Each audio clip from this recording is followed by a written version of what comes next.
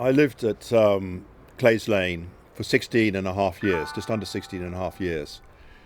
And the day that the Olympic bid was won was the worst day that I lived on that estate, because then I knew that my home was going to be demolished and the community that I lived in was going to be scattered. And we then had to live for the next 2 years or so waiting for that to happen, bit by bit. The authorities coming and telling us that we were going to go, people were leaving, the estate was losing its population, and you saw this gradual demolition of the estate around you until finally there was the day that you had to take your belongings and put them in a van and go somewhere else. This is what happens with the Olympics. 425 people were removed from our estate.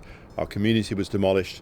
They promised at one point that they would try and move us as a community, and they did nothing. And that day was just like the end of a nightmare. And after coming here, bit by bit, you begin to reconstruct your life.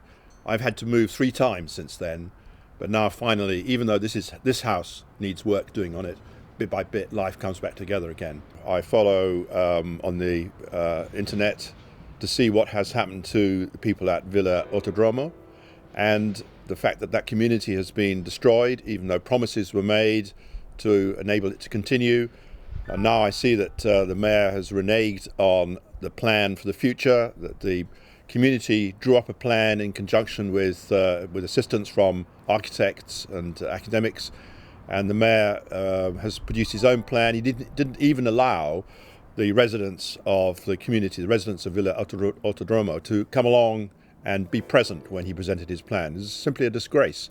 It is inspirational to see how you have resisted and how you continue to struggle, and I hope that at least some of you will achieve a new community where you were in Vila Autódromo, will not be forced to move, and even those who have been forced to move will find a way to return. I wish you well, and I hope to see you one day. Solidarity with Urbaniza Já.